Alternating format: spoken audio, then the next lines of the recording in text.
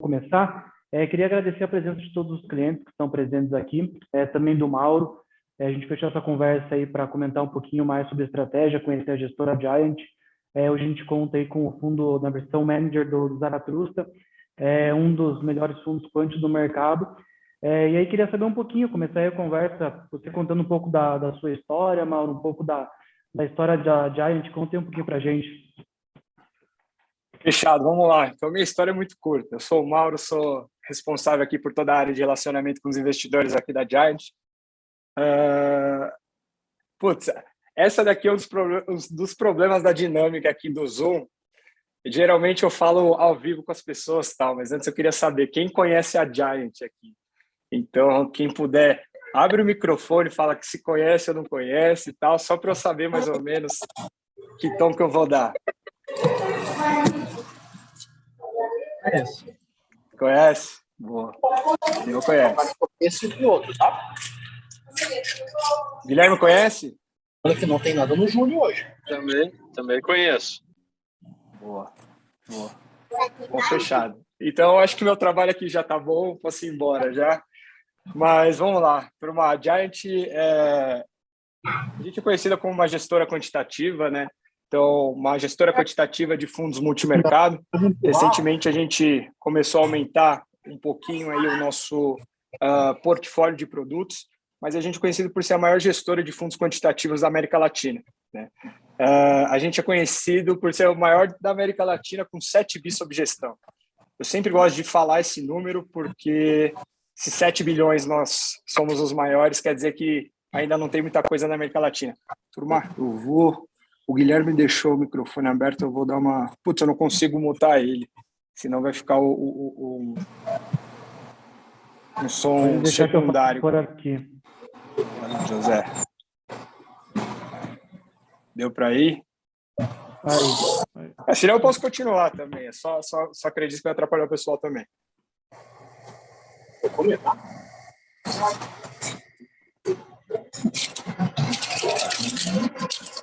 Falei pra galera abrir o microfone aí para interagir, acabei me dando mal aí.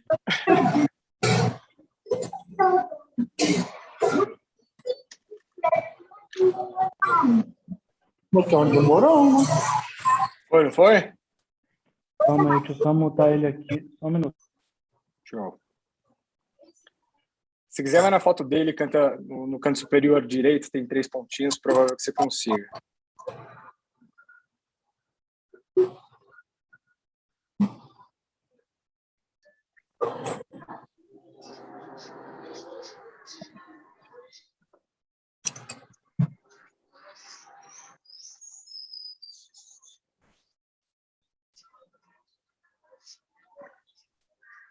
Foi. Beleza, vamos mandar bala aqui. Só um disclaimer, pessoal. Aqui, como vocês podem ver, eu não trouxe apresentação, não trouxe nada. A dinâmica que eu mais gosto é de bate-papo mesmo, então não vim aqui para dar palestra nem nada. Então fique à vontade, assim, se não entenderem o que eu falei ou algo do tipo, tiver qualquer dúvida, pode abrir o microfone, pode me interromper sem problema algum, viu? Então aqui é para ser a dinâmica mais leve possível, porque fundo quantitativo já é complexo por si só, então vamos deixar isso daqui o mais leve possível. Não, brincadeira, vocês vão sair daqui sabendo tudo. Bom, já falei, nós somos os maiores da América Latina com 7 bi sob gestão. Só de falar esse número já dá para saber que não tem muita coisa aqui, né, na América Latina, mas eu gosto, um ponto importante é que o quantitativo é algo novo no vocabulário do brasileiro. Eu coloco em muitas aspas porque a gente já vem fazendo isso há 10 anos, tá? Mas se for traçar um paralelo com os Estados Unidos, dos 10 maiores hedge funds que tem lá, 8 são quantitativos, e para padrões brasileiros, os outros 2 também seriam considerados. Então, é algo que está super avançado lá, as pessoas já vão fazendo isso há 30 anos, e a gente faz isso aqui há 10 anos no Brasil, tá? E pode ter certeza que a indústria inteira está sendo direcionada para esse caminho, para o caminho do quantitativo. Acho que a melhor forma de falar da Giant é mostrar como a gente enxerga o mercado financeiro, tá? Então, como a gente enxerga o mercado financeiro? O mercado financeiro, para a gente, ele é uma grande corrida de Fórmula 1. Nessa corrida de Fórmula 1 tem vários players, vários participantes, vários pilotos, várias equipes. A gente tem os grandes bancos, a gente tem os gringos, tem os outros fundos de investimento, tem os day traders, tem todo mundo que opera aí no mercado. Tá? E o nosso papel como gestora profissional é terminar no pelotão da frente. Ou seja, o que eu preciso fazer? Eu preciso ter um resultado acima da média. É o que a gente chama de gerar o alfa. Né? Então, levar esse retorno para os meus investidores. Quando fala de Fórmula 1, principalmente aqui no Brasil, a primeira coisa que vem na cabeça é o piloto. Né? E o piloto ele é a peça fundamental para falar se a equipe vai ganhar ou não a corrida. Isso eu tenho certeza.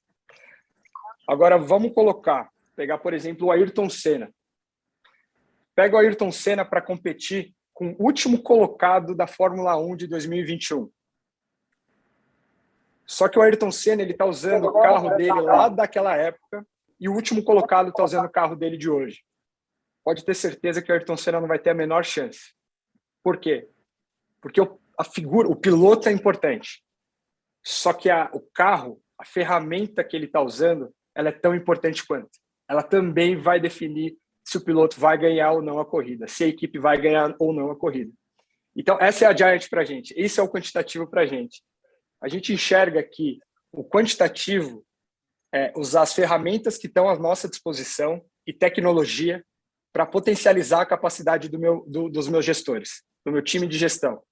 Então, usar a máquina para potencializar a capacidade do meu piloto. Tá? E aqui a gente foca nesses dois. A gente foca no piloto.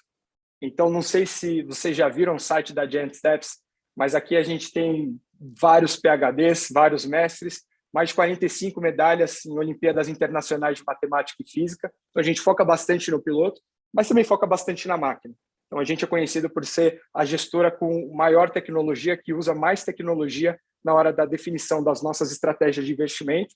E nos últimos 10 anos, aí, a gente vem, principalmente com o Zaratustra, o principal, maior fundo multimercado com mais retorno aí da última década, tá? Aberto para investidores gerais. Acho que um ponto importante é falar por que a gente nasceu e por que a gente está vivo até hoje e se renovando o tempo todo e sempre crescendo. Tudo começou através do medo, o medo que a gente teve desde o começo, que o mundo ele vem mudando e mudando numa velocidade assim absurda. O volume de informação que chega até a gente, ele vem crescendo quase de forma exponencial. Hoje eu dei uma palestra com uma turma de dados, eu vi um termo que eu adorei, chama infoxication. É como se fosse intoxication, só que infoxication. Por quê? Está chegando tanta informação para a gente que os analistas de dados eles não estão mais conseguindo trabalhar direito. E, obviamente, que você tem que usar tecnologia para processar tudo isso. Mas qual é o nosso medo? O volume de informação vem crescendo tão rápido, as fontes de informação vêm crescendo também, a velocidade com que essas informações chegam até a gente tem um impacto também está aumentando. Se você for parar para pensar, em 2018, né, no subprime, toda aquela crise que teve, demorou 6 meses desde o começo até estourar a primeira bomba e todo mundo degringolar. No coronavírus, foram 3 meses, aliás. No coronavírus, foram 6 dias. Então, as coisas vêm acontecendo numa velocidade muito rápida. Tá? E outro ponto interessante é a dinâmica do mercado financeiro, ela vem mudando também. Eu não sei alguém aqui que viu aquele caso da GameStop, vocês estão familiarizados com isso? Então, basicamente, foi um grupo de investidores que, pela primeira vez em 200 anos de mercado financeiro, se juntou sem ter o objetivo de lucrar, de ter dinheiro. Eles se juntaram para derrubar os hedge funds que estavam shorteando a GameStop, então apostando contra a GameStop, que era uma loja que eles tinham um apego emocional por tudo que eles viveram como infância. Eles deixaram dinheiro na mesa simplesmente para inflar o preço da ação e quebrar todos os fundos que estavam apostando contra a loja deles. Ou seja, não tem PhD, não tem mestrado que olhe isso e fale, não, esse caso já teve vários precedentes. Não. A dinâmica vem mudando e vem mudando muito rápido. Então, nosso papel como gestora foi como eu consigo me estruturar e quais ferramentas que eu posso usar para conseguir acompanhar esse volume de informação, essa velocidade dos acontecimentos e a mudança da dinâmica do mercado financeiro. E foi assim que a gente se tornou quantitativo, ou seja, a gente usa a tecnologia para potencializar a capacidade do meu gestor, de gerar retorno, e criou uma linha de produção. A gente tem um modelo de gestão descentralizado. A gente é a única casa, a única asset aqui no Brasil que tem esse modelo. Acho que uma boa forma de explicar isso é traçando um paralelo com uma gestora tradicional. Pergunta, José, essa é o primeiro toque ou já houve outros aí com outros gestores? Fala, Mauro, tudo bem? Aqui é o João Guilherme. E Peço aí, desculpa, o Pietro estava tentando me substituir temporariamente, porque eu estava preso no trânsito. Tá? Teve um acidente no meio do caminho aqui. Que bom que não foi com a você. gente faz com bastante frequência, obrigado. Então legal. A gente faz com bastante frequência, a gente sempre está fazendo um rodízio de gestores dentre aquelas casas que a gente gosta de distribuir.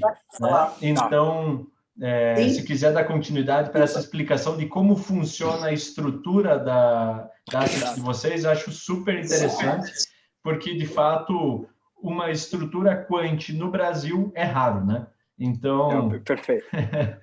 Mas vamos lá. Então, por que eu perguntei isso? Acho que vocês que já tiveram contato com os gestores, vocês devem ter percebido que praticamente tudo que eles falam, todo o framework de decisão de investimento gira em torno desse gestor, da figura do gestor. Sleep. Paulo, seu microfone está aberto, eu não consigo te mutar a partir daqui. Acho que é só o José. Certo. Já vou mutar aqui. Boa. Deu certo. Desculpa.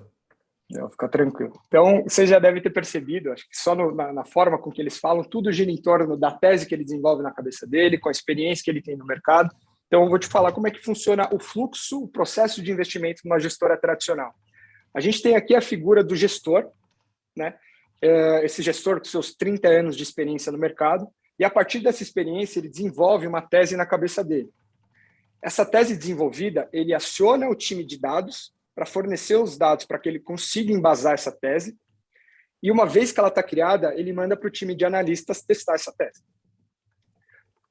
Basicamente, provar que ele está certo. Tá? Depois, a última etapa, a etapa de execução, que ele manda para os traders executarem. No limite, é o próprio gestor que executa essas ordens. Tem muitas casas que o próprio gestor que executa as ordens. Então, é um processo que a gente chama centralizado, ou seja, tudo gira em torno desse gestor. Tá? Que a gente chama artesanal também, porque vocês devem imaginar que para desenvolver uma estratégia e colocar ela em produção, demora um pouco mais. Tá? Então, mais ou menos de 3 a 4 estratégias por ano. Aqui na Giant, a gente tem exatamente esses processos, só que com algumas camadas a mais. O que a gente fez? A gente pegou essa estrutura vertical e horizontalizou ela, então descentralizou. A gente dividiu esse processo de investimento em 4 etapas. Aqui a gente funciona como uma fábrica mesmo, é uma linha de produção. Cada área aperta uma porca. Tá? Tudo começa com a nossa área de dados. Garoto, como é que tá, irmão? Muta todo mundo, pelo amor de Deus. Não, deixa, tá bom. É dúvida. Tudo começa com a nossa área de dados. O que a nossa área de dados faz? Eu tenho um time de 10 engenheiros e cientistas de dados que eles fazem aquisição e tratamento dos dados. Vamos falar que nessa linha de produção eles fazem o levantamento da matéria-prima. Tá? Aqui eles fazem aquisição e tratamento de dados que estão dentro do escopo do mercado financeiro e fora do escopo do mercado financeiro. O que é isso? Aqui a gente trabalha com dados do mercado financeiro e dados alternativos. Né? O que são dados do mercado financeiro? Dados do mercado financeiro, se é uma gestão macro, você está falando de PIB, inflação, balança comercial. Se é uma gestão micro, você está falando de fluxo de caixa, balança patrimonial, análise de divulgação de resultados trimestrais. Todos esses dados, em tese, eles estão dentro lá do terminal da Bloomberg. Essa aqui é sinistra. Graças a Deus que a Magrinha colocou ela no lugar dela. Passa o controle da live para mim. Cara, eu vou te falar aqui, ó. Concorrência é forte. Pô, coitado, ele nem sabe que a gente está ouvindo a conversa dele. Pois é. Pietro, por favor, passa o host da vai live para passar mim. essa vergonha. Eu muto aqui. Tá precisando tomar um café com a gente mesmo, Nick. Na minha vez, a próxima eu vou junto. É só besteira. Ele só fala Vocês merda. estão conseguindo me ouvir bem? Senão eu mando bala. Sim, né? sim, estamos. Então o continua problema aqui. É melhor, né? Então, sem problema. Pronto, agora eu estou com controle aqui, vou multar todo mundo se alguém abrir o microfone e atrapalhar. Eu já tiro também, que já estou estressado com isso. E começar Eu falo o atrasado nome, e tudo eu falo o mais. nome Já, e você multa aí. exatamente, já fecho a live também, vamos surtar aqui. Vamos lá, mano. Conta aí, por favor, desculpa as interrupções, por gentileza. Não, É um modelo diferente para o Brasil, é um modelo que é atípico, né? A Giant, estruturalmente, não existe outra parecida no Brasil, né? E é justamente esse um dos chamarizes principais da operação de vocês. Você estava contando para nós como você conduz aí com a galera, como os gestores conduzem a tomada de decisão, né? A execução. Perfeito. Por favor, continua. Vamos lá, estava na primeira etapa, né? Que a primeira etapa é a etapa de dados. Aqui a gente tem os dados que estão dentro do escopo do mercado financeiro, que eu falei, os dados macroeconômicos, microeconômicos. Qual o problema desses dados? Tem milhares e milhares de pessoas olhando para esse tipo de dado. A ideia aqui é, ok, como eu consigo olhar para o que ninguém está olhando? Porque, via de regra, dados econômicos, eles são como fotos, né? Então, uma prévia de PIB, inflação, a gente tem esses resultados mensais. A divulgação de resultado das empresas a gente recebe trimestralmente. Só que a vida não é uma foto, né? A vida é um filme. Então, o dado alternativo são os dados que a gente usa para me aproximar desse filme. Então, eu utilizo dados que estão fora do escopo do mercado financeiro para embasar a definição, a criação de teses e estratégias aqui dentro. Aí vai uma pergunta para vocês. Vocês acham que se eu estou fazendo análise do e-commerce, por exemplo, que tem capital aberto e tudo mais, uma empresa que tem um capital aberto, vocês acham que faz sentido eu fazer análise de fluxo de pessoas entrando e saindo do e-commerce dessa loja, para conseguir antecipar se eles estão vendendo ou não, antes mesmo deles divulgarem o resultado? Faz sentido. E se eu usar geolocalização de celular para criar mapas de calor nas praças, nas principais praças dessa loja, faz sentido? Pô, faz sentido. Mais profundo ainda, e se eu usar dados de consumo de cartão de crédito, para saber se de fato as pessoas estão consumindo, faz sentido? Para a gente faz muito sentido. Tá? Um caso emblemático que a Valor soltou recentemente, até citando a gente, foi o caso de uma gestora nos Estados Unidos que estava fazendo um mapeamento de tráfego aéreo de jatos corporativos. O que essa gestora fez? Eles definiram pontos estratégicos dos Estados Unidos e estavam mapeando esse fluxo de jatos corporativos nesses pontos estratégicos. Um dos pontos era Omaha. Eu não sei se vocês sabem que tem em Omaha, mas eu já adianto para vocês. Não tem absolutamente nada, só o Warren Buffett. Não tem nada lá. Só o Warren Buffett. Ele quis fazer o escritório dele, sei lá por quê. Tinha o Corolla 86 dele também, né? Mas exatamente, o fatídico, o mais famoso que tem. E os McDonald's dele também, que ele come todo dia praticamente. Tem o Warren Buffett. O que a gestora inferiu? É um jato corporativo. Então, se o high management de uma empresa está pegando um jato e voando até Omaha, grandes chances deles estarem indo lá para pedir dinheiro para o Warren Buffett. O que eles inferiram também, entrando mais no detalhe? Esses executivos, eles eram de uma petrolífera que estava estruturando um deal de 38 bilhões de dólares de aquisição do concorrente deles.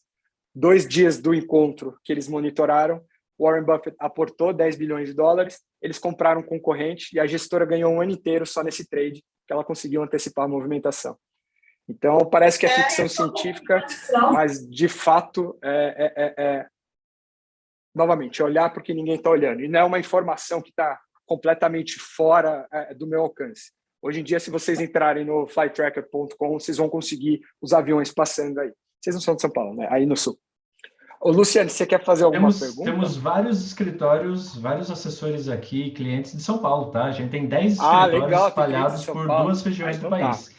Então, você comentou com relação a essa questão de dados, é muito, muito interessante, mas e como funciona a premissa de tomada de decisão da Giant com relação a esses dados? Vocês olham os dados quant de análise gráfica, quant de fundamento, quant de tudo. Ou vocês têm um Big Data e jogam isso tudo para um funil que filtra? Como que funciona a saída da informação que vai ser trabalhada para a tomada de decisão?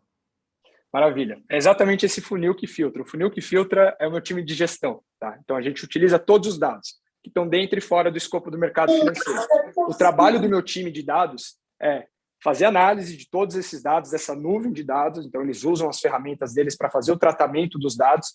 Eles retiram alguns indicadores e entregam para o meu time de gestão e falam assim, olha para isso daqui que acho que faz sentido, dá para extrair valor disso. Tá? Essa é a primeira etapa da minha linha de produção. As etapas seguintes, elas vêm agora, que é, uma vez que ele levantou esses dados, ele entregou para o meu time de gestão, o time de gestão ele é responsável por duas partes. A primeira parte é o desenvolvimento de teses e estratégias. E a segunda, né? E a terceira é o teste dessas teses e estratégias. Como é que funciona isso daqui? O gestor que criou a tese, ele não vai fazer parte do comitê de teste. Aqui a gente tira todo o viés de confirmação. Nunca vi um pai falar que o próprio filho é feio. Então, aqui funciona quase como uma banca de TCC. São 3 gestores que o trabalho deles é analisar essa tese e destruir essa tese. Levantar o maior número de razões de por que a gente não tem que investir, por que a gente não tem que executar essa tese. É como se fosse banca de TCC, só que no TCC o professor que está lá não aguenta mais ver tua cara, ele quer que você passe. Aqui não. Ele é remunerado para derrubar a tese. O bônus dele vai ser maior no final do ano se ele derrubar o maior número de teses. Então, um dado importante, 95% de tudo que a gente cria cai. Não vou falar que joga no lixo, mas volta para a linha de produção. Só 5% entra na fase final, que essa fase final é a fase de execução. Então, lembrando, começou com os dados, desenvolvimento da estratégia, da tese, o teste da tese e, por fim, a fase de execução. Aqui na execução é onde entram os meus programadores. Um ponto engraçado, ponto interessante. Fica até o convite para quem for de São Paulo visitar o nosso escritório aqui. A gente fica na Faria Lima. Quando você fala gestora quantitativa, o pessoal entra aqui no nosso escritório. Aqui a nossa entrada é bem diferente, você vai saber que você está numa gestora quantitativa. Mas quando você fala que gestora quantitativa, você acha que vai entrar aqui, vai ter um monte de programador fazendo programinha. Mas não. Os programadores, eles entram só na fase final. O que eles fazem? O que é essa tese? A tese nada mais é que uma equação matemática que justifica, que reflete um padrão econômico identificado no mercado e um padrão econômico identificado no mercado. Qual é o trabalho dos meus programadores? Eles transformam essa equação matemática num programa. E esse programa ele funciona como um radar. Ele fica procurando e toda vez que ele identifica esse padrão acontecendo, ele entra executando. Tá? De uma forma simplificada é isso. Então, os meus programadores, eles entram só nessa fase final. A fase de pegar aquela ideia, aquele algoritmo, né, que a gente fala, todo mundo quando fala fundo quant, acha que fala robô, algoritmo, mas não quer dizer muita coisa. Esse algoritmo nada mais é do que um conjunto de Cs que o meu gestor previamente fez. Se acontecer isso, você faz isso. Se acontecer isso, você faz isso. Se acontecer isso, você faz isso. Cria um programa e esse programa ele vai ficar executando. Toda vez que ele encontrar esse padrão, ele entra. Uma forma simplificada é isso. Essa é a nossa fábrica. Por que a gente criou uma fábrica? Porque aqui eu consigo colocar muitas pessoas em cada etapa do processo de investimento, pessoas especialistas. Eu não tenho uma estrutura de generalistas. Aqui eu tenho especialista em ciência de dados, especialista em engenharia de dados, em machine learning. Aqui um fato relevante, um fato engraçado. Faz 2 semanas que a gente formou nossa primeira economista aqui dentro da Giant. Então, a gente tem 10 anos, 7 bilhões sob gestão, e a nossa primeira economista ela surgiu depois de 10 anos, porque a maioria de nós somos engenheiros, estatísticos, físicos, matemáticos, maioria formado no ITA, com PhD, mestrado, etc. Então, aqui a gente estuda a teoria e a gente sempre gosta de aplicar com viés matemático e, obviamente, usando tecnologia. Tá? Então, eu consigo colocar muitas pessoas nessa estrutura e eu consigo criar um volume de estratégias muito grande. Né? O que é estratégia? É uma estratégia de investimento. Ela nada mais é do que uma distorção de preço do mercado que, eventualmente, uma hora o mercado vai corrigir. Enquanto ele não corrige, a gente explora como gestor. De forma simplificada, é isso. É uma distorção de preço que vai ser corrigida eventualmente. É muita inocência de um gestor achar que essa ineficiência vai existir para sempre. Essa distorção vai existir para sempre.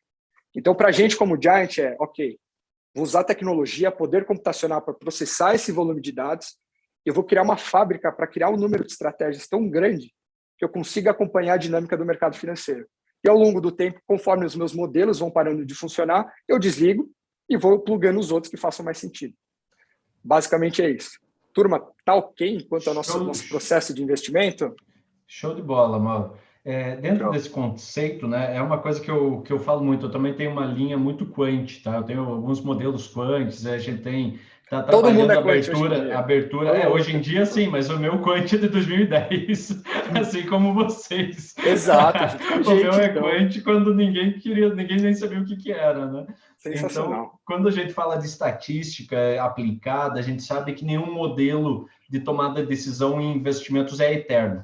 Né? Todo Perfeito. modelo tem prazo de validade, todo modelo precisa ser reavaliado constantemente. Né? Não existe uma métrica simples e direta que determine ao longo do tempo. Né? Um exemplo disso daí é a própria, quando as commodities sobem, o real se aprecia. nota-se. Né? Então, é só olhar a última crise. Né? Então, a gente sabe que tudo muda. Né? E a Giant, o Zaratustra, que é o fundo que a gente tem à disposição dentro do Safra, ele tem um desempenho que é maravilhoso, né? Um absurdo. E, por definição, dentro do site da Giant, eu vou até compartilhar aqui com todo mundo, né? Vocês estão vendo a minha tela, certo? Aqui, desde o início, o desempenho do fundo Zaratustra, que é o que a gente tem à disposição contra o CDI, e ele entrega, na prática, desde tempos de Dilma a CDI 14%, a gente está falando de uma entrega de quase 3 vezes o CDI, né? O que também dá mais do que o Ibovespa, com toda certeza absoluta. Exato. E dentro desse contexto, a gente tem aqui a definição como FIC de fim. Esse FIC de fim, ele é pelo motivo de que ele tem um fundo master por trás dele, onde vocês aplicam essas estratégias, ou ele de fato é um fundo de fundos? Tem o master. Ah, tá, legal. Então ele é um fundo de gestão ativa direta no mercado mesmo, né? Isso. Com um rating da Morningstar de classificação máxima, com uma taxa de performance de 27,5% do excedente do CDI e uma taxa de administração pequenininha de 1% ao ano. Né? Perfeito. Isso vai meio que contra a indústria de multimercado que geralmente cobra 2,20. Eu acho essa estratégia ideal, tá? 2,20 é coisa do passado. 2,20 é coisa de quem não se garante na performance. Eu não vou falar nada, que a gente tem fundo 2,20 aqui. Mas o Zara... Tem muito fundo 2,20 bom. Mas eu sou muito adepto da taxa de performance alta com ADM baixa. Tá? E o Zaratustra caminha muito nesse sentido de entregar aquilo que o cliente precisa. Ele tem sua volatilidade, ele tem seu risco, mas ele tem uma constância de entrega muito interessante ao longo do tempo. Né? Você pode dar exemplos de momentos onde os modelos de vocês acreditam que falharam ou que tiveram um desempenho atípico em cenários igualmente atípicos? Porque a gente não consegue prever vários... A gente consegue prever vários cenários, mas em stress test a gente não enfrenta pandemia, a gente não enfrenta Michel Temer com Wesley Day, a gente não enfrenta Brasília, né? Brasília é pior, derruba qualquer stress test do mundo. Então, você pode traçar alguns paralelos e exemplos para a gente entender como se adapta um modelo ao mercado no dia a dia?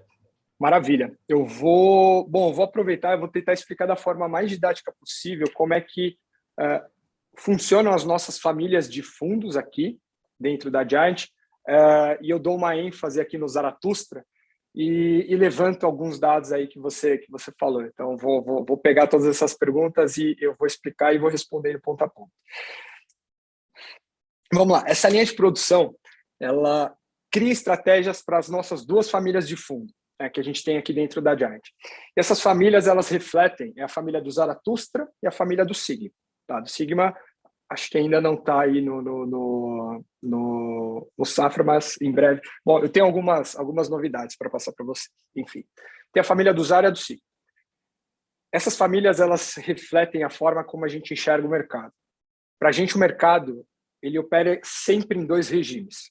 Só 2. Ou a gente está em um, ou a gente está em outro. Né? Um dos regimes é quando os investidores eles estão operando com viés racional. Ou seja, eles estão usando os fundamentos, entrando no detalhe do preço do ativo, fazendo valuation das empresas, fazendo conta. E o outro regime é quando tudo isso vai para o espaço, que é quando o mercado ele é tomado por uma emoção, seja pânico ou euforia, quando ele está operando com viés irracional. Um caso muito bem emblemático, frequente, né? Vamos falar a realidade. O mercado é totalmente emocional porque ele é feito por pessoas e pessoas são irracionais, apesar de acreditar na própria racionalidade, né? Aqui no Brasil, sim. Mas assim, o mercado, via de regra, ele opera mais tempo, a maior parte do tempo aqui. É que o Brasil é o Brasil. Então, a gente tem eventos aqui que, por exemplo, coronavírus. A peculiaridade que tinha que ser no Brasil foi, na primeira bomba que estourou lá fora, acho que vocês vão lembrar, que é do mercado financeiro aqui, era segunda-feira de carnaval, aqui o mercado estava fechado. Na terça-feira, continuou o banho de sangue lá fora, mercado fechado aqui. Quarta-feira, continuou o banho de sangue, quarta-feira de cinzas, o mercado abriu depois do almoço. Eu estou vendo aí o Daniel concordando aí, quase chorando, mas foi isso. Aí foi o primeiro circuit break. Primeiro circuit break. Acredito que vocês vão lembrar também. Logo depois do primeiro circuit breaker, começou a pipocar gente na internet falando que a bolsa estava barata, que era o momento de comprar bolsa, que estava descontado, que era saldão da bolsa, Black Friday antecipado. E se você olhasse pelos fundamentos, fizesse um valuation das empresas, de fato a bolsa estava barata.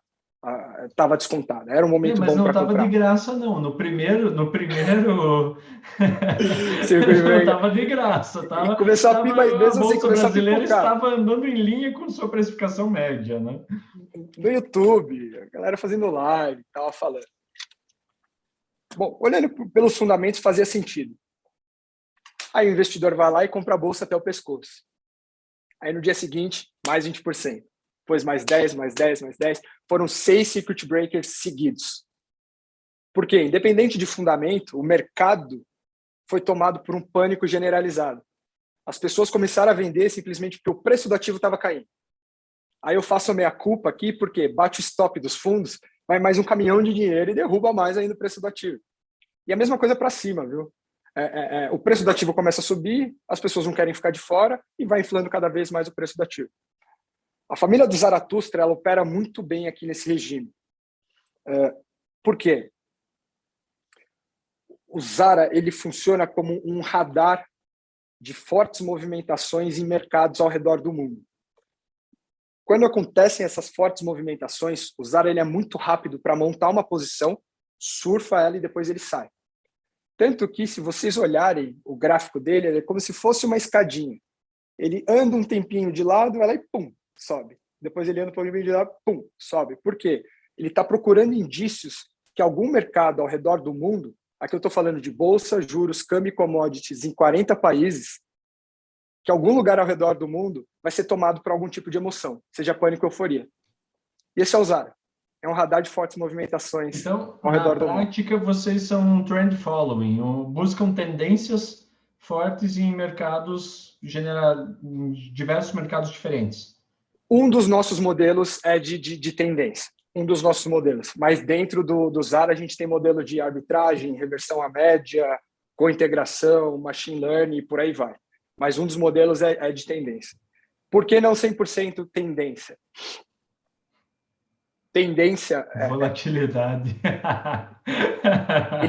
Eles têm anos muito bons e eles têm anos muito ruins. O investidor brasileiro ainda não tem estômago para operar 100% tendência. Tá? A tendência, naturalmente, para quem não está entendendo muito bem o que a gente está falando, existem muitos fundos, principalmente no exterior, que são fundos que seguem tendência. né? E o brasileiro, como o Mauro falou, ele é mal acostumado, ele quer ganhar todo ano. Não existe perda na Bolsa brasileira, né?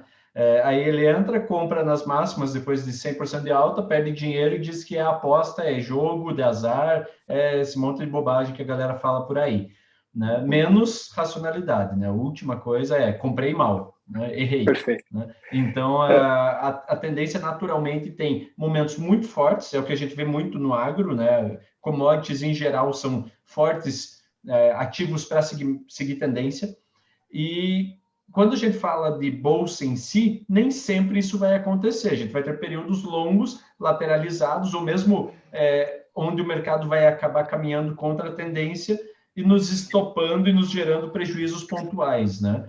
E como que vocês fogem desse contexto? Como que vocês conseguem reconhecer quando a tendência está enfraquecendo ou não é forte e aumentar, por exemplo, exposição em uma estratégia de arbitragem ou de retorno à média ou coisa nesse sentido? Como que é a estrutura do Zara hoje? O Zara ele é composto por 37 modelos de alfa. Alfa é gerar retorno acima do mercado, basicamente isso. Então, eles têm 37 modelos de alfa. Esses 37 modelos têm essas 5 tipos de estratégias que eu ultra simplifiquei.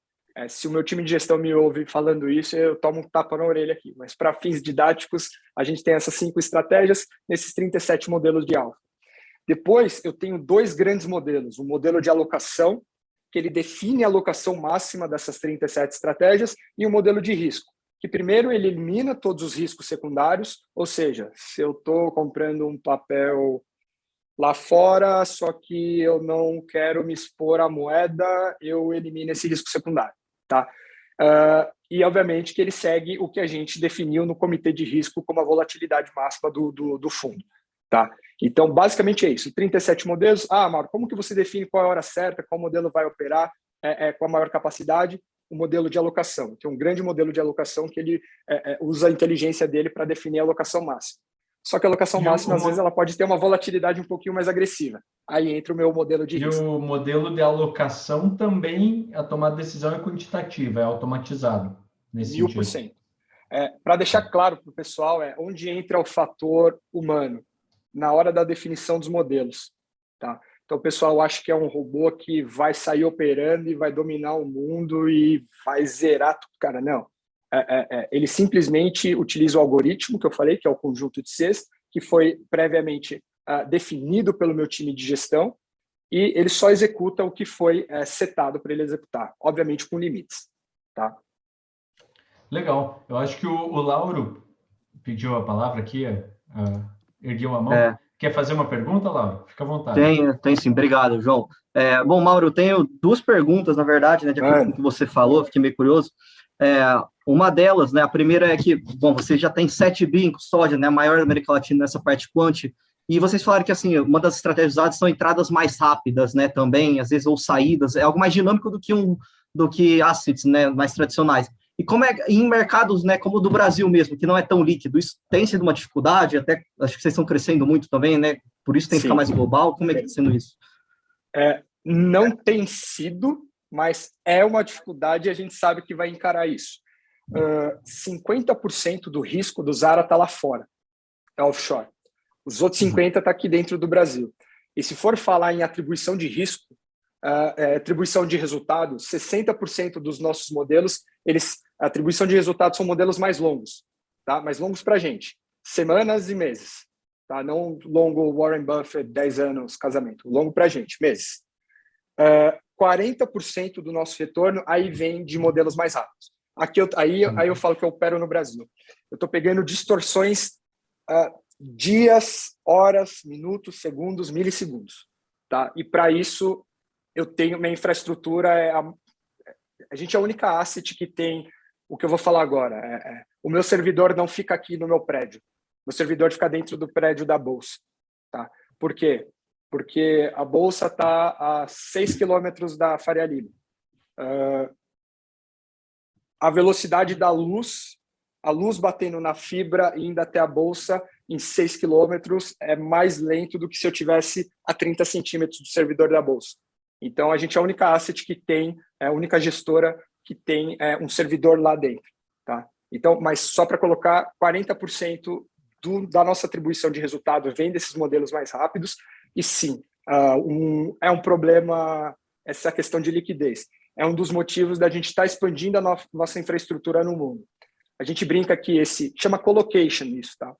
Que o colocation é o nosso funcionário mais bem pago aqui da casa, porque é muito caro ter o colocation. Então, a gente está replicando isso ao redor do mundo. E, via de regra, esses modelos que têm uma dependência de latência menor, eles têm um Sharpe mais alto, ou seja, eu tenho um retorno maior em relação ao risco que eu estou tomando. Então, eu consigo melhorar em questão de performance e melhorar em questão de eficiência, impactar no capacity do fundo também. Não, legal, foi bem claro. E a outra é porque eu sou assessor na Apollo também, né? E a gente tem trabalhado, eu já acompanho os Foi pergunta de Zaratustra assessor, isso eu fiquei pensando, será que ele é cliente? Não, Mas tem aí cliente que entende pra caramba também. Sim, com certeza. Mas uma que, assim, virou até uma certa dificuldade, né? Eu acompanho o Zaratustra há muito tempo, gosto bastante, e a gente tem trabalhado na Apollo, mas essa questão que você comentou, né? Ele anda bastante de lado e, de repente, tem aquele degrauzinho.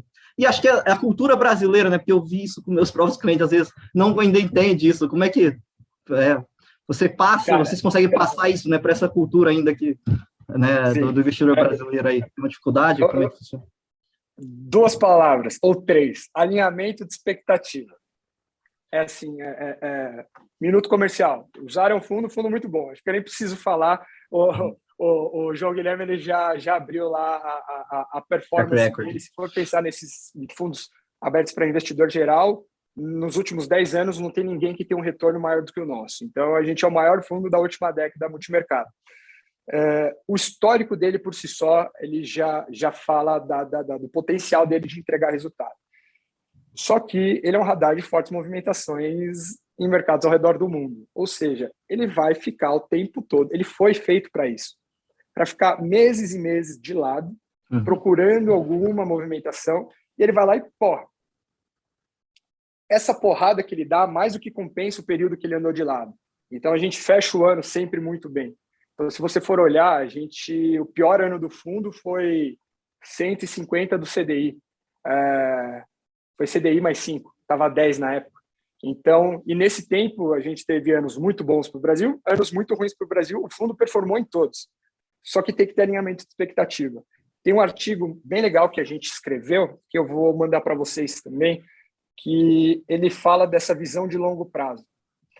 A gente fez um estudo de médias móveis para eliminar o fator time, para ver qual é o melhor tempo para você deixar o seu dinheiro num fundo de investimento multimercado. E aqui eu não estou falando da Giant, estou falando de todos os fundos multimercados. Então, a gente fez janelas móveis de 10, 20, 30, 40, 50 dias, até bater 3 anos, 4 anos.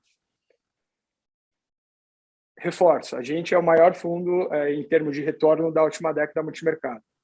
Numa janela de 3 a 6 meses, qualquer dia que você entrar, é 50% de chance de o fundo performar bem ou performar mal. É a mesma coisa que você jogar uma moeda. Então, se você fizer uma análise de 6 meses, não faz sentido. Não só na Giant, mas em qualquer fundo de investimento multimercado, nos melhores e nos piores. Uma janela boa, uma janela de 1 ano e meio a 2 anos. Em 24 meses, no nosso estudo, a gente só ficou com as janelas móveis 4 dias abaixo do CDI. Então, é quase 100% de certeza que você vai estar acima do CDI. Isso na Giant, isso nos bons fundos. Nos fundos ruins, é 100% de certeza que você vai estar abaixo do CDI. Tá? Então, o ponto é isso, é alinhamento de expectativa, é mostrar o comportamento, a intuição é um radar, mostrar o comportamento dele, e eu acho que o histórico fala por si só. E um ponto bem interessante, que ele é uma estratégia do Zara, ela é totalmente diferente da estratégia de todos os outros fundos da indústria. Ou seja, ele é descorrelacionado. Então, por mais que individualmente ele seja um fundo mais agressivo, volatilidade target 10, dentro da carteira ele reduz a vol, ele reduz a volatilidade. O coronavírus é um exemplo claro disso. A gente ganhou muito dinheiro no coronavírus. Todos os fundos perderam dinheiro. E quem tinha pelo menos 10% de Zara na carteira e 90% derreteu, esses 10% compensam uma parte da perda. Tá? Então, acho que esse é um ponto bem interessante. Passar o conceito de alinhamento de expectativa, mostrar a intuição do fundo e passar o conceito o quão valioso ele é. Ele é um driver de retorno e de proteção na carteira também. Desculpa se eu me estendi muito, mas basicamente que é isso. cliente e está ouvindo o Mauro não é assessor da Apollo, tá? Mas está agindo como um. Então, é o que a gente bate muito na relação de Foi meu risco e minuto retorno, comercial, no viu? Eu chat, tenho na licença estrutura de carteira, né? A gente acaba... Foi um bom ponto que você levantou, aí, obrigado pela pergunta também para o Lauro, que é essa relação de em que prazo eu vejo a carteira e como eu consolido ela e observo o portfólio, né? Sempre o portfólio na íntegra, né, como um todo, vai entregar uma relação de risco e retorno muito melhor do que comprar o melhor ativo do mundo, né? Porque o melhor ativo do mundo foi o melhor ativo do mundo, né? Você já viu ele performado. Não significa que ele vai repetir nos próximos períodos a mesma questão, né? Então, você acabou batendo muito no que a gente fala todo dia aqui, Mauro, que é não carteira, vou olhar para daqui 2 meses tomar decisão, então nem faça. Né? Se é para daqui 2 meses ver se rendeu, nem faça, porque bota tudo na liquidez ou vai jogar na roleta. Né? Porque aí você tem 50% de chance de dobrar, deu dinheiro para caramba, daí se continua, depois se quebra, o problema é teu.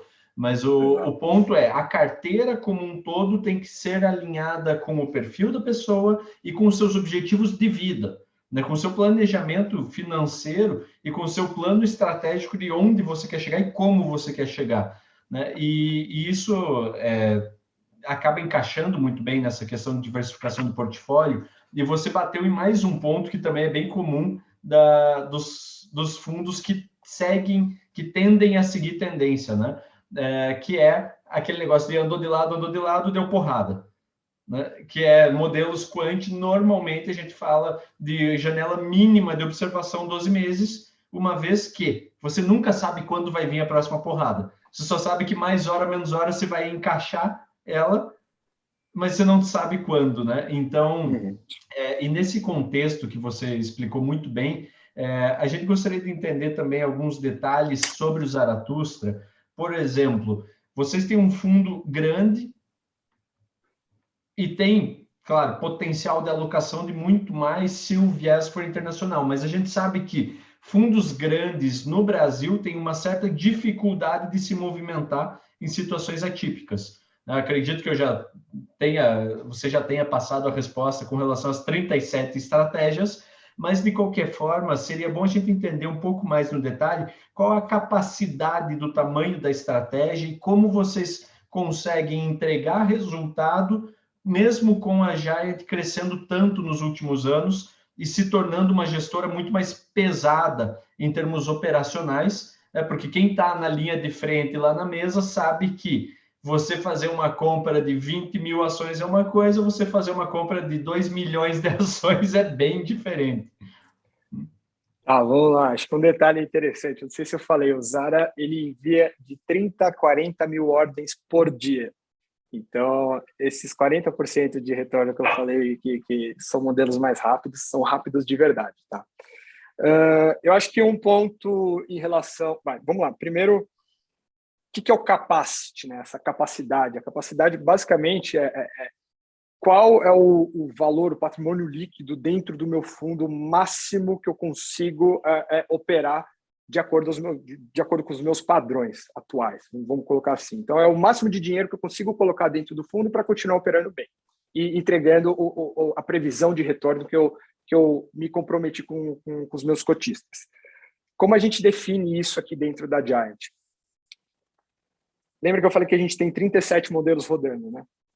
A gente literalmente vai em cada um desses modelos e coloca o máximo de dinheiro possível para saber quando que o ponteiro de custo de transação ele vai mexer.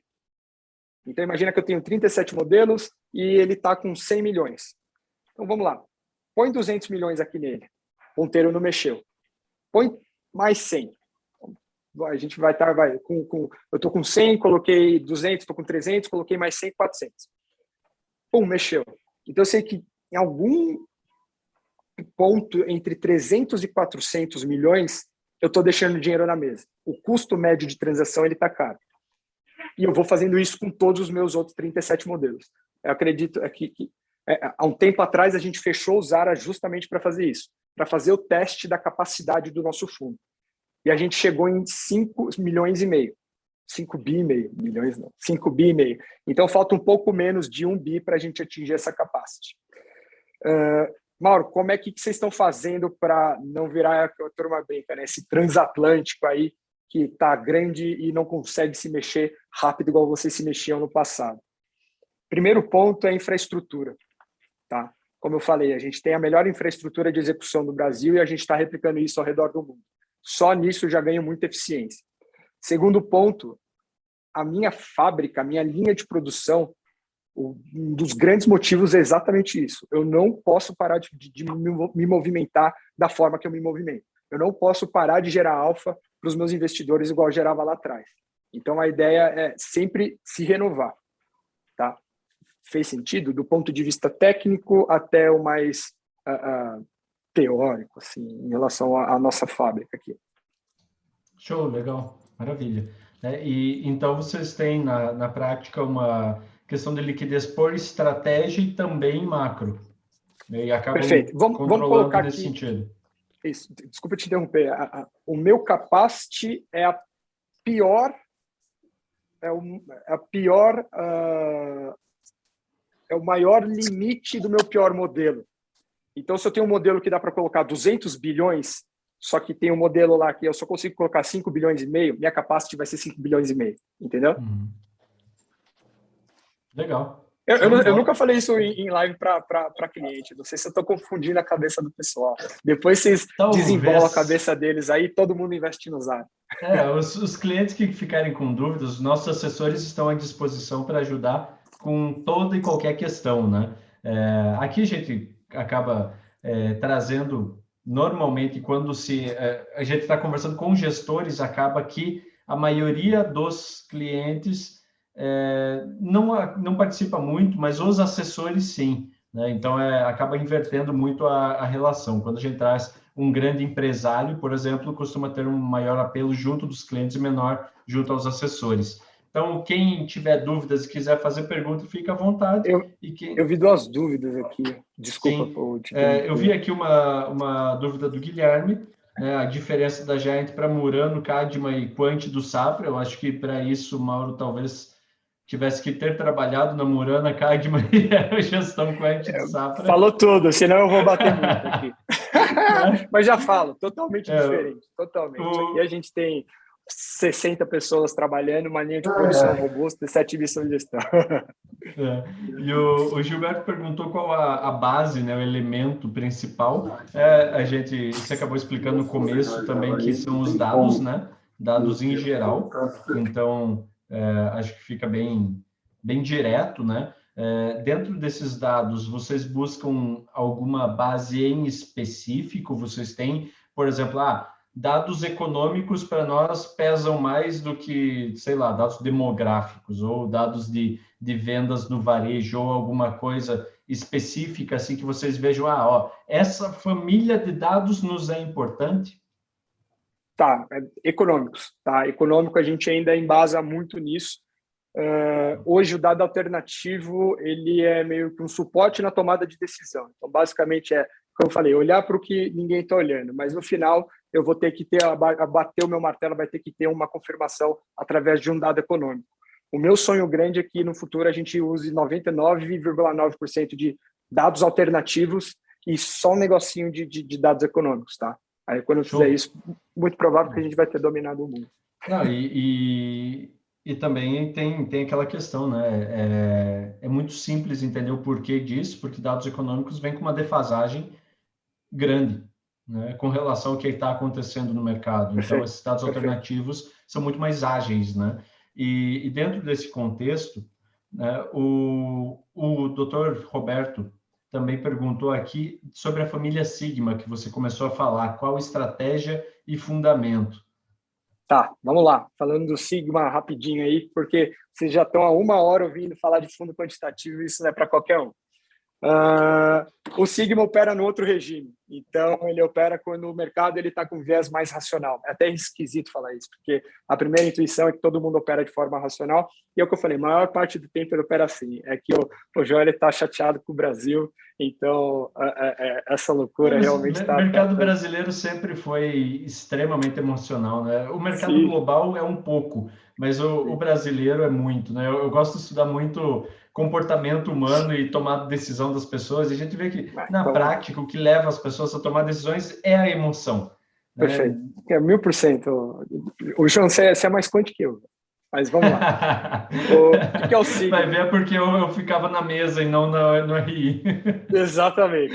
Eu adoro ficar aqui, porque lá é difícil. Eu fui expulso de lá, inclusive. Né? Eu não tenho sala aqui. Então, depois, se quiserem mandar uma foto na coisa... Eu ficava na mesa de operações, só que eu sou RI.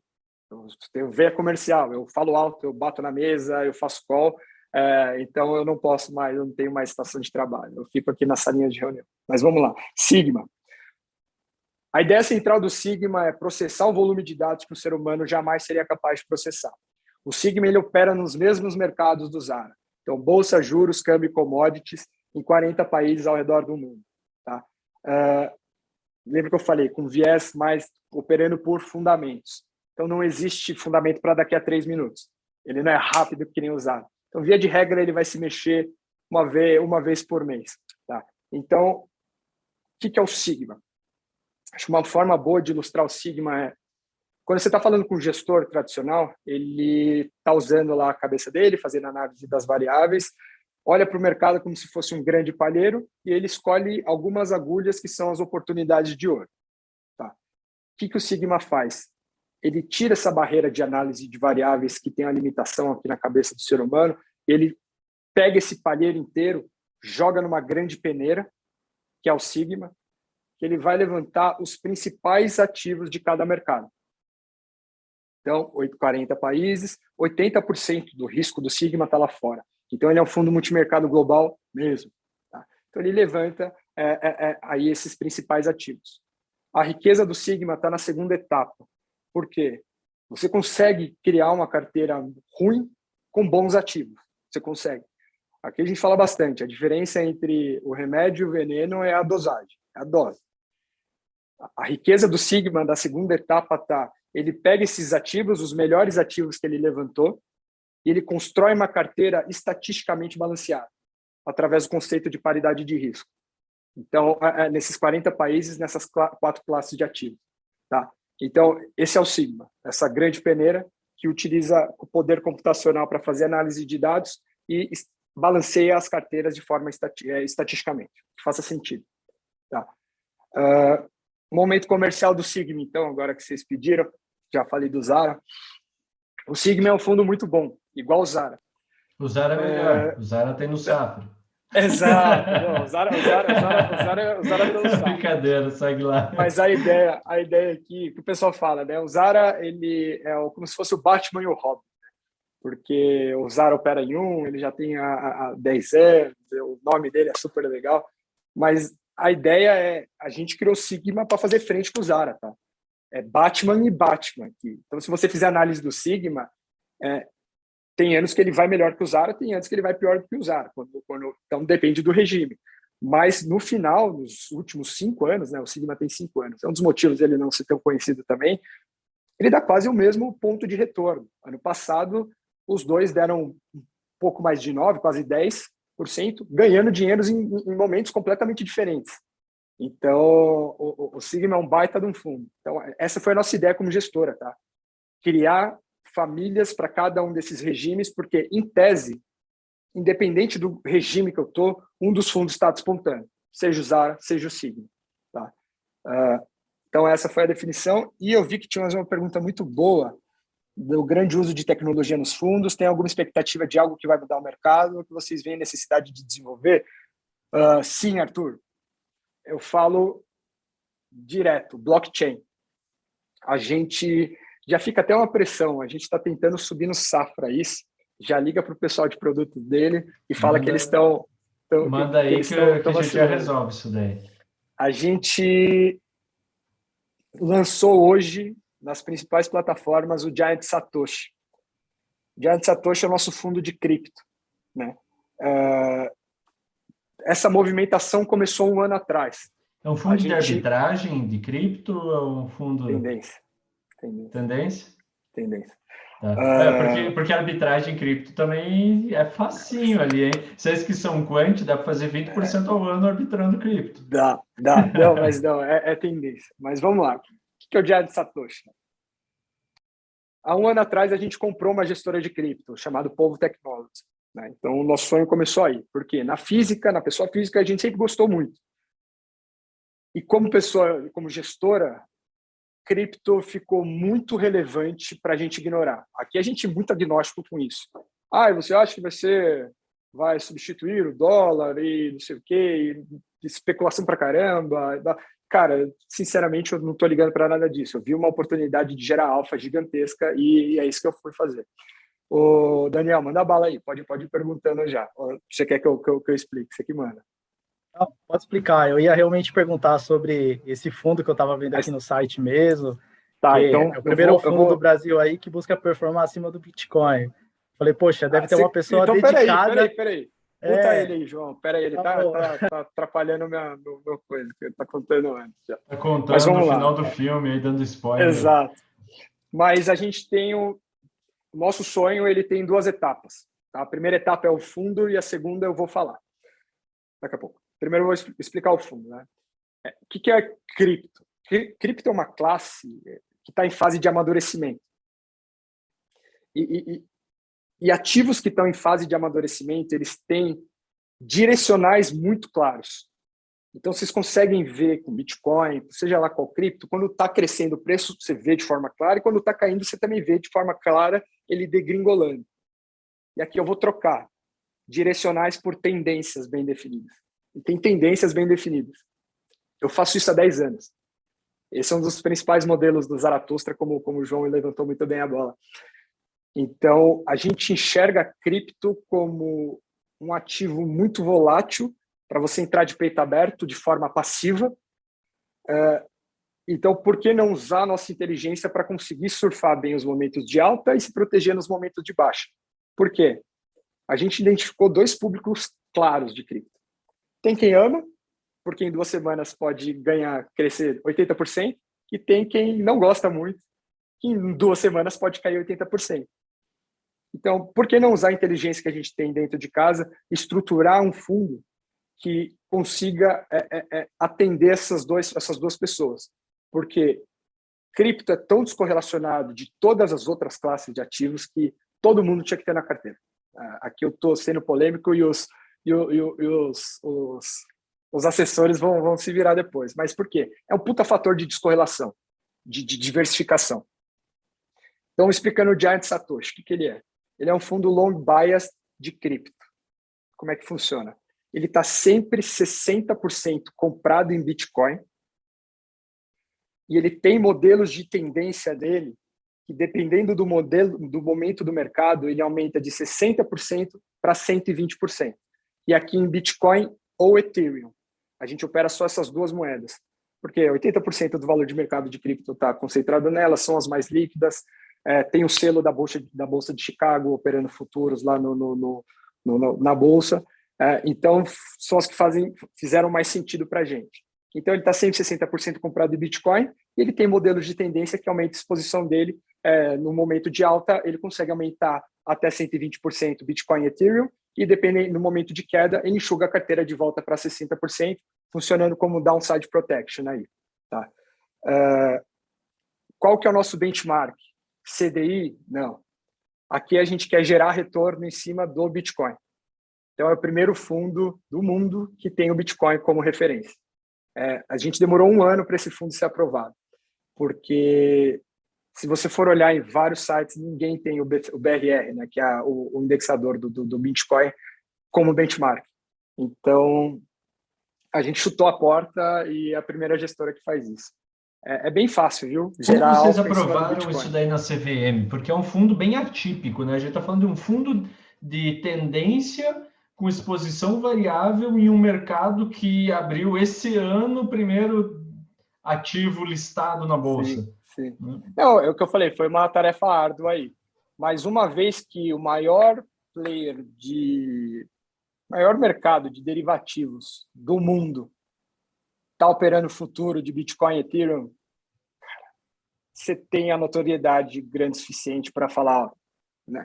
É um caminho sem volta, né? Sim. Então, o maior problema aqui foi operacional. Foi o pessoal entender que a gente queria um Bitcoin, um 2,20 em cima do Bitcoin. E aí liquidez? Não é para qualquer um. Aqui a liquidez poderia ser super curta, mas só que a gente enxerga o público que eu quero atrair não é o cara que não vai operar fundo. É o cara que ele acredita na moeda e vai colocar lá como uma reserva de fato, como um fator de descorrelação. Sim. Aí é D mais 30. Sim, não, mas a liquidez para o fundo, né? Porque a gente sabe, Não, justamente o D mais 30 protege o gestor. Né? Sim. Protege não, mas quanto a isso está nesse tranquilo. contexto. Porque esse 60%, a gente tem uma casca profissional, né, que está só com o nosso dinheiro, então a gente opera 100% lá fora, que é um fundo profissional, que eu opero lá só futuro. Aqui, que é um fundo pré-qualificado, eu tenho esse 60% comprado, aí tem custódia. Aí a custódia fica com a Fidelity, que é o maior player do mercado, né, para isso. Mas em termos de liquidez, cara, ok. Daria para ser bem mais agressivo, só que a gente achou que tá ok. Legal. E para encerrar aqui a saideira, para a gente não tomar muito do seu tempo também, Mauro, Gilberto tem a pergunta do Daniel também. Verdade. Daniel, faz a pergunta aí, mas sem dar spoiler, por favor. Vai já lá. Tá com o braço cansado já, de tanto tempo tá com... Desculpa aí pelo spoiler, viu, Mauro? Não. Então, com relação a esse fundo cripto, é exclusivo para ele ou nos demais vocês também têm alguma composição em cripto também? Ou criptoativo é só nesse fundo Giant? No Satoshi, a gente já faz muito sentido ter principalmente no Sigma, tá? Então, lá a gente já vai começar a trabalhar cripto.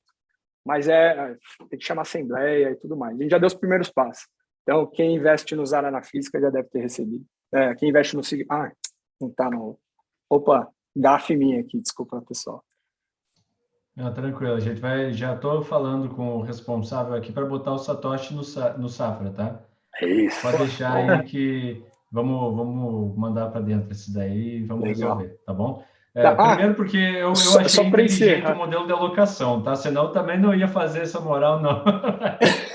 Eu esqueci de contar o principal, que é o nosso sonho grande. Super rápido aqui para a gente encerrar. Então, essa é a fase inicial. Alguém tem alguma dúvida em relação à estrutura do fundo, alguma dúvida técnica? Porque senão eu vou para a segunda etapa e a gente já encerra. Tá. Só o Gilberto mandou uma última pergunta aqui com relação a cripto, né? Que eu acho que já sei mais ou menos como você vai responder, mas eu gostaria de entender se está em linha com o que eu penso também. Né? Qual seria a proteção? Usando cripto, qual seria a proteção? Se é que teria alguma para minimizar eventual correção e volatilidade? Concordo que tem que ter cripto sim, mas como tudo com moderação. Concordo 1000%. Cripto é o bacon do mercado, né? Todo mundo gosta, mas em excesso mata. Exato, concordo. Aqui, o fundo ele funciona como uma esponja. Né? Então, como que eu consigo proteger o meu dinheiro nos momentos de queda, com essa volatilidade? Então, lembra que eu falei que eu tenho um modelo de tendência? No primeiro indício que a gente vai ter uma queda forte, eu reduzo minha exposição de 120%, 110%, 100% para 60%. Então, enquanto pode cair 100%, eu estou caindo 60% só. Então, esse é o downside protection. Eu consigo enxugar, desculpa o francês, boto a bunda na parede, espero o mercado se normalizar, no primeiro indício de retorno, eu volto e retomo todo o meu crescimento e tento surfar esse retorno do Bitcoin. Tá? Então, essa mola, essa esponja, ela é o meu principal fator de defesa. Espetacular. Era isso que eu queria discutir. Isso. Que é justamente a elasticidade do trend following, né? Com a alavancagem de até 0,2 ali, né, de 20%, isso. Ou a exposição controlada. Né? É exatamente isso, viu? Duas palavras que definem o fundo é exposição controlada. É exatamente isso. Pô, eu acho que daqui a pouco eu que vou mandar currículo aí para Giant, porque todos os meus modelos Quant são assim, exposição de 60%, só que no meu caso, nos que eu uso na minha conta, até 3 vezes, tá? Não é só até 120%. Se eu abrir a caixa preta aqui para você vai olhar para trás e vai cair. Eu não vou entender nada, mas você vai gostar. Mas só para eu falar a segunda etapa, então a primeira era ter o fundo. Acho que principalmente você, João, que acompanha, você deve ter percebido que é uma estratégia simples que não justificaria a gente ter comprado uma gestora. Então fez um barulho lá fora no Financial Times e tal. Aqui não fez tanto barulho porque não era tão difundido, mas não justificaria comprar uma gestora e trazer para dentro de casa. Assim. Então, qual é o sonho grande? Né? O blockchain, ele é um livro-razão aberto. E no blockchain eu consigo ver todas as transações financeiras de Bitcoin, desde o primeiro cara que comprou uma pizza até hoje. E quando eu estou falando do Ethereum, eu estou falando de smart contracts também. Então eu tenho transações financeiras e transações de serviço. A nossa aposta para o futuro é que se as cripto ganharem alguma relevância, um pouco mais de relevância no mundo, e aqui, novamente, não estou falando substituir o dólar, estou falando ganhar um pouco mais de notoriedade, o blockchain ele é a maior fonte de dados e informações que a gente já construiu como humanidade. E aqui eu estou falando de usar os dados alternativos do blockchain, não só para o Satoshi, mas também para o Sigma e para o Zara. Isso novamente, uma aposta para o futuro, a gente ainda está engateando nisso, mas como gestora, ninguém fez isso no mercado, porque a gente enxerga que cripto é completamente diferente do mercado de capitais. Então, eu quis trazer para dentro de casa referências em cripto e juntar com o meu time que, para você extrair dado do blockchain, a gente acredita que a principal ferramenta é machine learning. Então, junta essa turma com o meu time de machine learning e, a partir daí, a gente já vem trabalhando há um ano como eu consigo extrair dados do blockchain para conseguir usar como dados alternativos nos meus outros fundos. Tá? Novamente, isso é uma aposta para o futuro. Para o pessoal que não entendeu nada, blockchain é a tecnologia por trás da Bitcoin, que basicamente é uma corrente, né, onde cada elo se junta a outro e tal, e por isso você tem a rastreabilidade de todas as transações ao longo da história. Né? Então, teoricamente, ela se torna um ativo contra a lavagem de dinheiro de longo prazo também, né? Porque ainda há dificuldade em entendimento disso, principalmente por parte dos governos. Né? Então, eu também concordo que a blockchain, na verdade, foi a melhor invenção para mercado financeiro que já foi feita. Tá? Eu acho que a anterior a essa foi a internet, né? O home broker. Então, mas a estrutura da blockchain, de fato, pode revolucionar todo mundo de transações eletrônicas, né? E é só o começo. A gente vê as moedas eletrônicas sendo o start da utilização do blockchain, muitas vezes em alguns aspectos de forma torta, outras vezes de forma mais assertiva, mas a gente tem sim um caminho muito grande pela frente com essa nova tecnologia, né? Mauro, muito, muito, muito obrigado. Quer dar um último recado aí, além de, galera, invista no Zaratustra pela Apollo? Cara, não, é só agradecer o que eu falei, né? Qualquer um que fica mais de uma hora ouvindo falar sobre fundos quantitativos, me coloco 1000% à disposição de vocês, caso vocês ou então os clientes tenham qualquer tipo de dúvida, vocês assessores, né? Tenham qualquer tipo de dúvida em relação aos nossos fundos, ao que a gente está fazendo, eu coloco 1000% à disposição, vocês têm o meu número. E vamos aí, fiquem de olho e bota uma pressãozinha aí no pessoal de produto do Safra, porque a gente está com um foguete amarrado nas costas, está voando, e vocês precisam acompanhar a gente também, porque eu gosto bastante dessa dinâmica.